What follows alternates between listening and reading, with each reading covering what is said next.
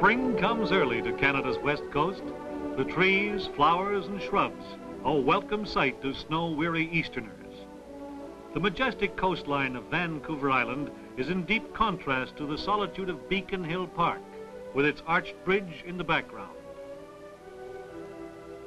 The Victoria waterfront forms a picturesque setting for the Empress Hotel, known the breadth of the nation for its warmth and hospitality. Government Street, modern in its building and activity, is a far cry from the totem pole, reminder of days gone by and symbol of ancient Indian culture. This year, British Columbia is celebrating its 100th anniversary, and the Canadian Curling Championship was the first major event in the centennial celebrations. Eager champions from every province in the nation fly westward to Calgary. After a brief stopover in the foothill city, it's onward by train through the Rockies on the second leg of the journey to participate in Canada's Blue Ribbon Curling event. Left behind are the massive snow-covered peaks, narrow mountain passes, and scenic beauties of Banff, Lake Louise, Revelstoke, Kamloops, and the rugged Fraser Canyon.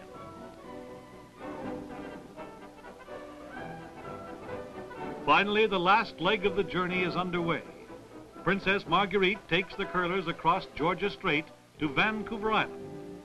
As a friendly escort comes alongside, all aboard realized that this was the end of the trip. For some, close to a 4,000-mile journey. For others, not as long, but just as memorable.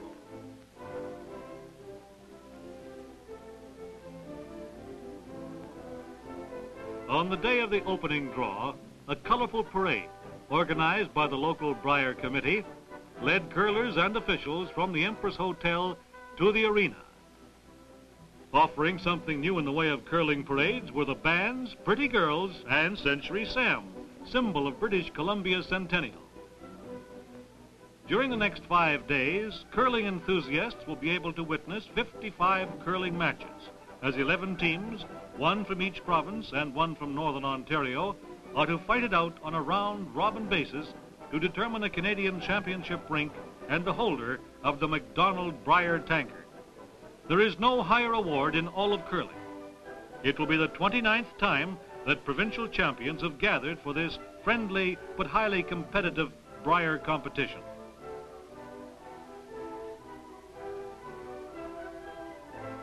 So it's to the modern Memorial Arena for first round play. Premier Bennett welcomes the curlers and guests. Then, with a hand from Brier Committee Chairman Ernie Gordon, gets set in the hack. Victoria's Mayor Percy Scurra holds the broom, and the first stone is on its way to officially open the 1958 Canadian Curling Championships.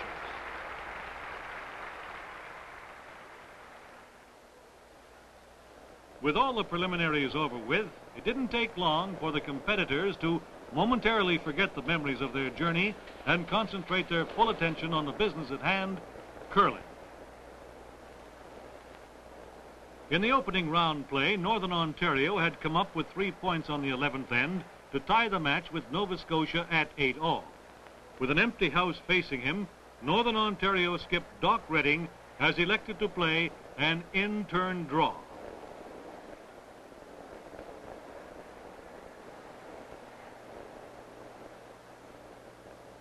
It's a good one to the 8-foot.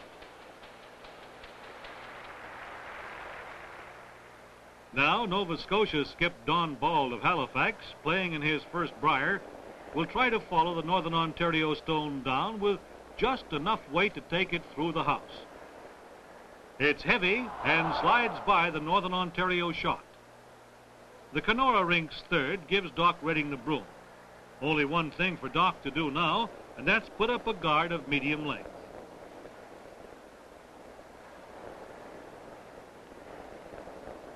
It's bending a little too much, and now Bald has another chance at shot rock. He's taking more ice than his first shot, but will be playing a quieter way. Bald follows this one down. No sweeping needed here. He gets the rub and rolls over to count one and a 9-8 win for Nova Scotia.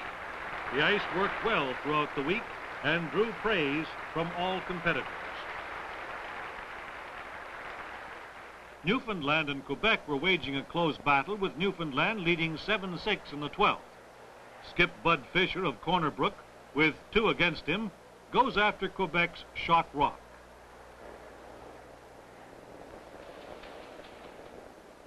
He takes it out and is shot himself. Quebec's Bob LaHaye, representing the Cap de la Madeleine Club, will attempt to raise his stone onto the Newfoundland rock. Stay with it, boys. There it goes, and LaHaye is counting 2 again. No fooling here. Fisher, with last rock against him, goes for the shot rock. With his patented spread eagle delivery, Fisher makes the shot and gets a fine roll in the process.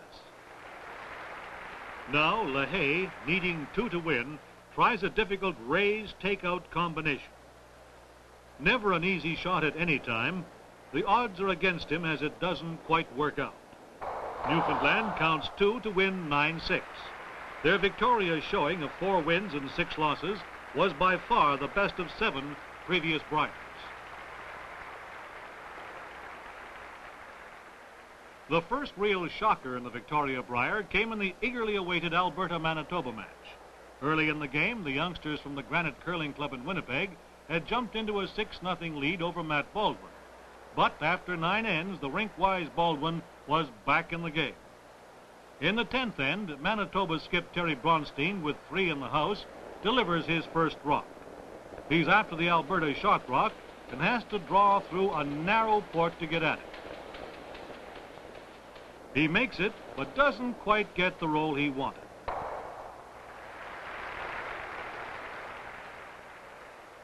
Trailing 11-8 at this point, Baldwin has to play the out-turn to get at the Manitoba rock.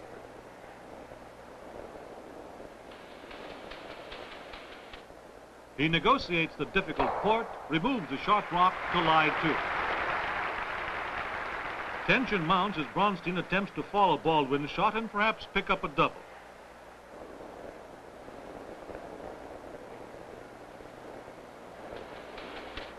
It's a difficult shot, and the young Manitoba skip hangs up on one of his own guards. Baldwin has a chance for 3 here and will play the in-turn draw. The Edmonton skip is looking for his 3rd Brier win and 2nd in a row.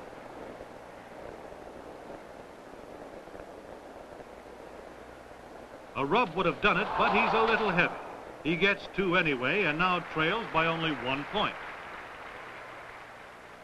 In the 11th end, with last rock against him, Baldwin wants a rock up front.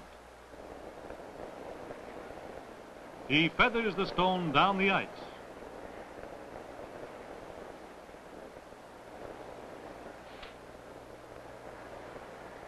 It's a beautiful draw to the 8-foot. Skip Terry Bronstein and his brother Ron decide on the amount of ice for the takeout. He comes down on the out-turn.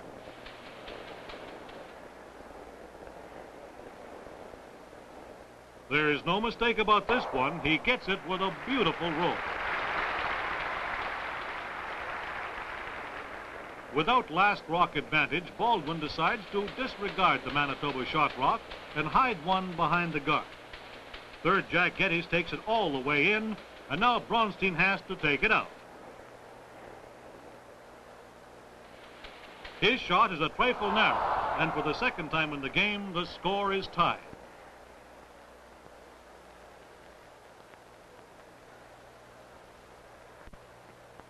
In the 12th end, Baldwin is lying 1 and wants his next stone in front of the house.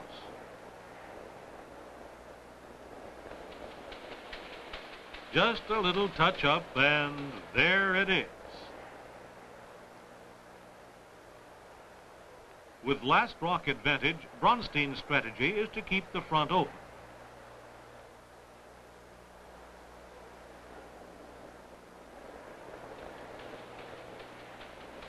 He takes the rock off, but doesn't go out himself.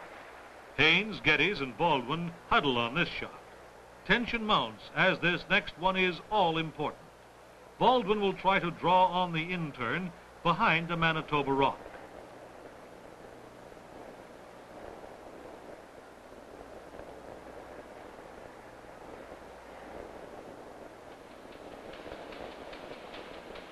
Urged on by Skip Baldwin, the stone is swept past the guard to the 4 foot. A fine draw under tremendous pressure. Now it's Manitoba's turn to huddle. They decide to draw. Bronstein has just a shade more ice than Baldwin. The match depends upon this final shot.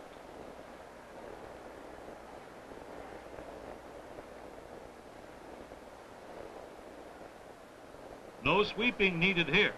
He's a shade heavy, and Alberta wins 13-11. Winning the close one seems to be a Baldwin trademark. In 1954 at Edmonton, when Matt won the Brier for the first time, he was playing against Northern Ontario. But let's have Matt Baldwin tell the story. I certainly remember that game against Donnie Groom and his rink from Sudbury. That year, both Northern Ontario and ourselves had 4 wins on Wednesday. This game meant quite a bit for both of us. In the early part of the game against Dunn, which was a very close one, he was ahead by 2 points, and we managed to tie the score. From there on, it was a seesaw battle, with the 6th, 9th, and 10th ends being blanked. We both played a knockout style of game all the way through. Going into the 11th end, we were leading 5-4, with Don having last stone. With my last rock, I drew one to the middle of the 8 foot. The position of the stones were such that Don had to draw to the 4 foot in order to count 1. A fine shot to tie it all up at 5-all going home. With 4 stones to come, a tense situation was developing. We were lying 1st and 3rd with Northern Ontario's 2nd shot. Don went after our shot rock. He took it out, rolled over, and lay to. In this situation, there was a good possibility for a double takeout. If we made this one, we would be in a very good position. However, we only took the front one and rolled out to leave them lying 1. Don didn't let up for a second. His strategy was to replace that stone and guard his rock at the back of the house. The Northern Ontario front end really worked hard on this one.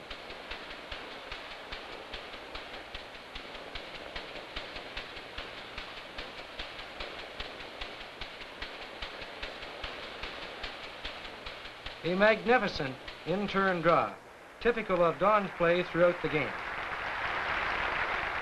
Glenn Gray gave me the broom for an in-turn draw to the 4 foot, with the possibility of rolling off the Northern Ontario shot rock to count.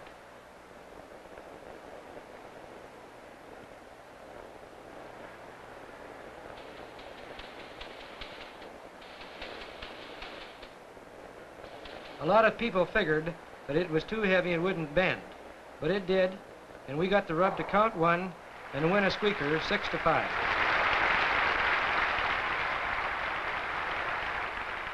Back at the Victoria Brier, Prince Edward Island has all the better of it in a match with New Brunswick, leading 10-4 after 11 ends. In the final end, PEI skip Doug Cameron plays a neat double takeout.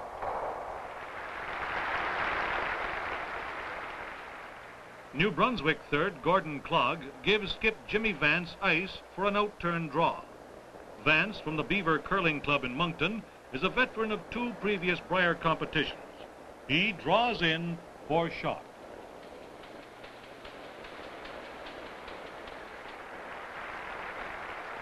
Cameron likes to live dangerously, but his out-turn runner is a trifle wide, and he pushes in a second New Brunswick stone.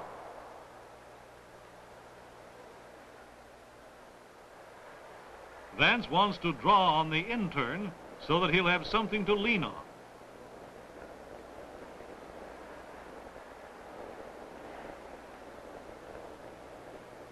There it is, 3 for New Brunswick, but the Charlottetown rink wins 10-7.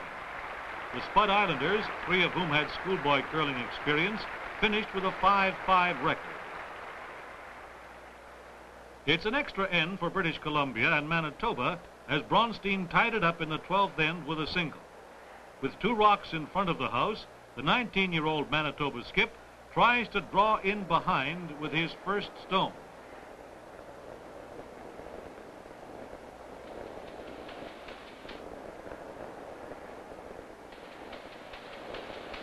It's a little light and doesn't quite work. Tony Gutowski, the BC skip, gets set to take it out. Tony is from Victoria, an avid promoter of junior curling on the West Coast, and has 2 of his protégés on this rink. Good sweeping helps. He takes the short rock, lies 1, and has last rock as well. Third Ron Bronstein gives his brother the ice for the takeout. The Manitoba rink has the youngest rink ever to play in the Canadian Curling Championships. The shot is right on the nose. Now Gutowski elects to leave the Manitoba stones alone and play a cold draw to the other side of the house. Easy with the sweeping, boys.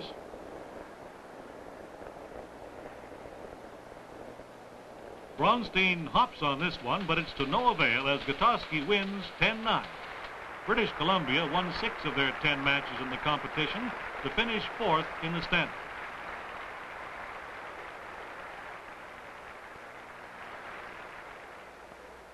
After 6 rounds of play, Matt Baldwin's Alberta rink was undefeated. Alberta was hooked up in a tight one with neighboring Saskatchewan. Leading 7-6 in the 9th end, Baldwin goes after shot rock. He sells his own, but his shot. Saskatchewan skip Gordon Grimes of Eston, taking 6 inches of ice, delivers his first stone.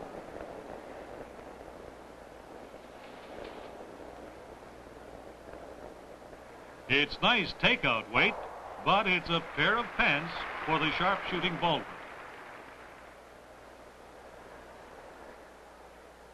He's taking it on the out-turn. Second, Gordie Haynes, workhorse of a sweeper, helps to hold it on line, and Baldwin now has the advantage.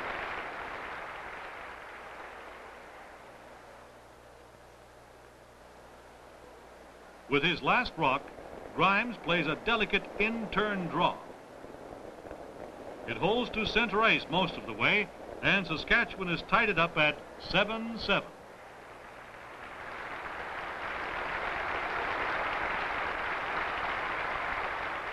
In the crucial 10th end, Saskatchewan is lying 1, and Skip Grimes goes for the double. He's got them, and now lies 2. Baldwin isn't taking too much ice. He just wants to wick off the Saskatchewan rock and roll in behind. He's heavy and goes through the house. Grimes is taking the same ice, but with a different idea in mind. He wants to plug that hole and make it tough for Baldwin. Teamwork pays off. Now the Alberta skip has his work cut out for him.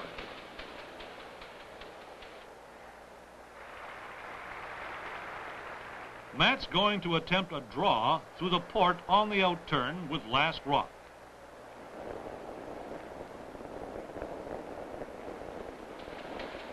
It's bending too much and gets hooked on the front rock. Saskatchewan count 2 and go on to win the match 10-8. Did you expect to have that much trouble with Saskatchewan, Matt? Anytime you're up against Saskatchewan, you've got trouble. Take a look at the time we played the Campbell brothers at Kingston in 1957. In the 9th end, Saskatchewan lay 4, and my first stone drew in for shot.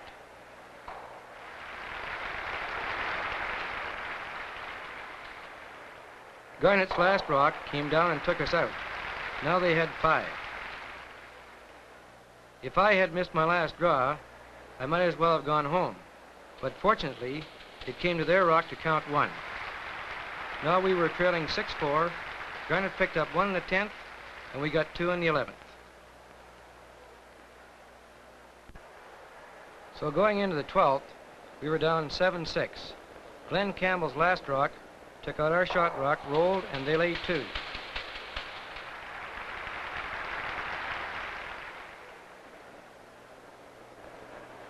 Saskatchewan had last rock on this end.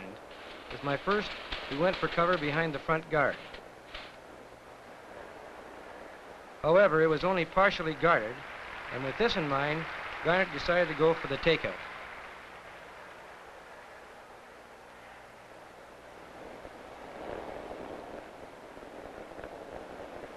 It ran straight, and he slipped by on the outside.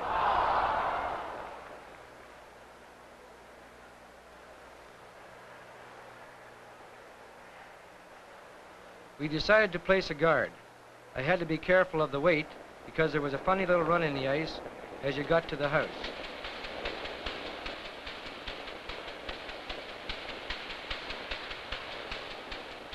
We were really glad when this shot was over with. It was about a 5-minute conference before the next rock. Everyone in the arena was mentally playing his shot. Garnet was going for the difficult double.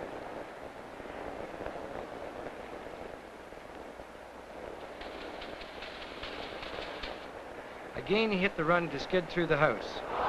We were still alive as we went into an extra end tied 7-all.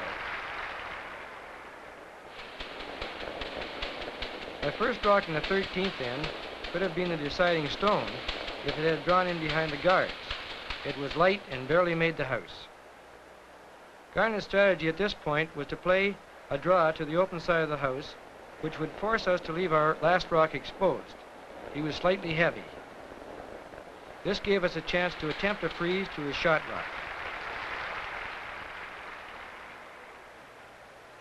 This was a situation where you had to hope for a little luck. Anything but a freeze would have been useless against Garnet's shotmaking.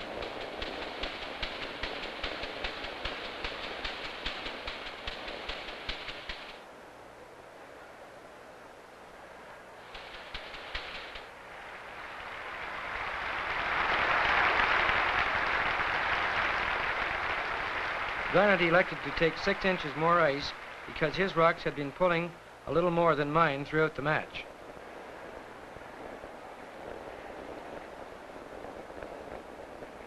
We watched Garnet's last rock come down and wondered if it was going to bend enough. It didn't quite hit our stone flush, and we were shocked. However, we were excited after that one. Yes, Matt, and so were thousands of others. But returning to the Victoria, Brier, the Unionville rink, representing Ontario, was playing against Prince Edward Island. The score was tied after 11 ends. But for a final round loss to Northern Ontario, Ontario would have figured in a playoff for the championship.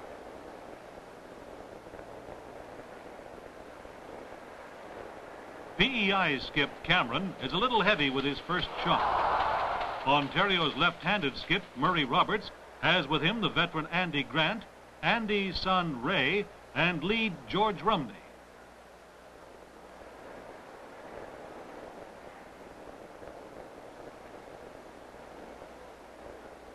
Here, Roberts draws in for 3. PEI third, George Dillon, wants Cameron to lay to the shot.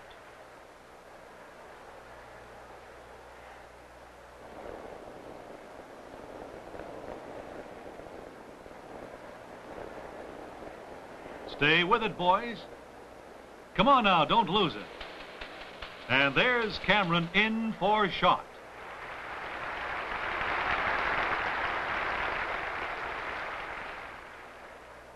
With last rock, Roberts sends a runner. And it's 3 for Ontario and a 9-6 win. Another Ontario win saw them defeat the Edmonton rink and force Alberta to play off with Manitoba for the MacDonald Brier tanker. It was the 9th playoff for first place in the 29-year history of the Brier. The Alberta rink, defending champions, quickly asserted itself. They led 3-1 in the third end. Manitoba third Ron Bronstein goes for the double. He gets it, and now Alberta only lies 1. Jack Geddes, Baldwin's third man, goes after the Manitoba stone. He gets it head on.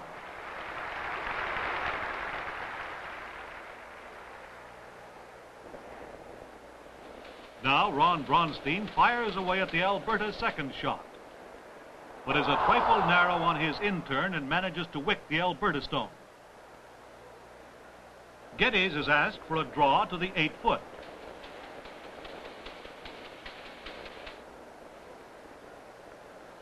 It's there, and Alberta now has 3 in the house. Bronstein, with last rock against him, wants to lay into the pocket so he'll have backing.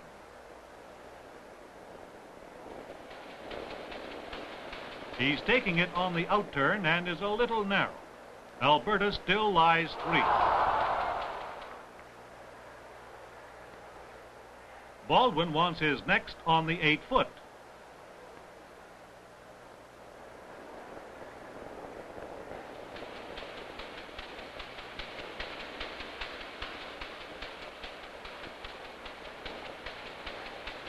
And there it is.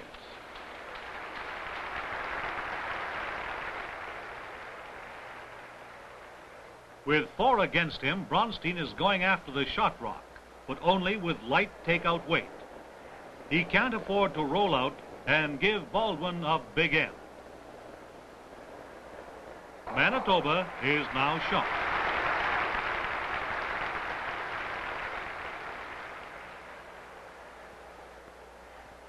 The Alberta skip goes for the shot rock and gets enough of it to count 2 for a 5-1 lead.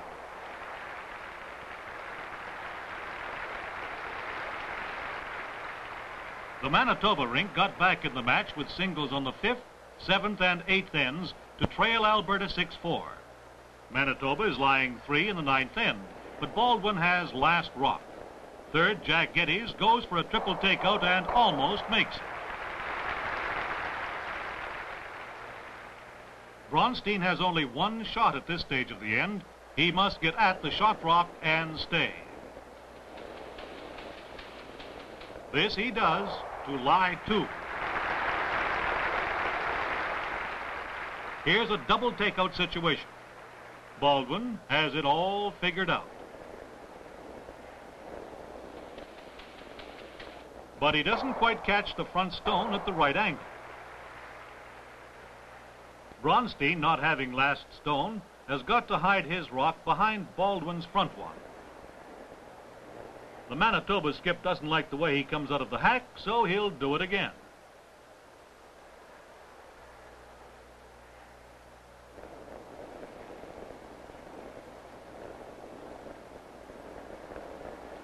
This one is light and has to be swept. It's cutting over too fast and pushes the Alberta stone into the 8-foot.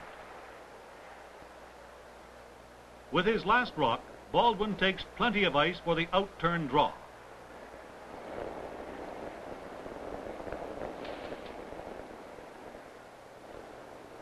It's good, and he counts 2.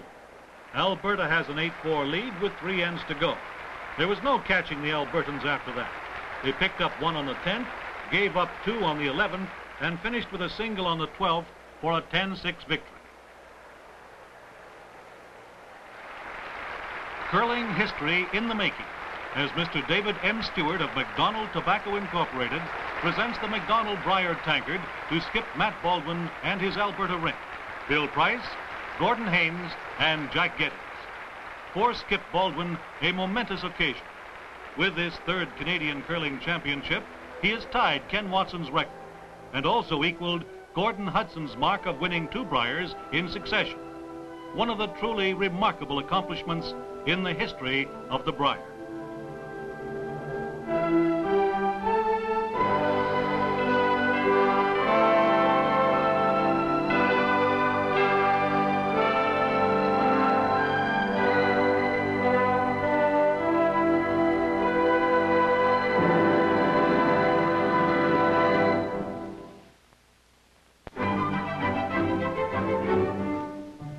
Next year, Canada's top rinks will head for historic Quebec, the citadel city on the banks of the mighty St. Lawrence River. Through picturesque St. Louis Gate, thousands of visitors will pass along the quaint cobblestone streets, where sturdy homes, centuries old, recall the French heritage of Canada's early settlers. The sleigh ride from Old Quebec takes visitors to the famous Plains of Abraham. The story is told that a few of General Wolfe's soldiers connived with the regiment's blacksmith to fashion curling stones from old cannonballs. A far cry from those early days of curling will be the 1959 Canadian Curling Championship, which will be held at the Quebec Coliseum. The date, March the 2nd through March the 6th. The headquarters, stately Chateau Frontenac. The occasion, Canada's annual curling classic, the MacDonald Brier.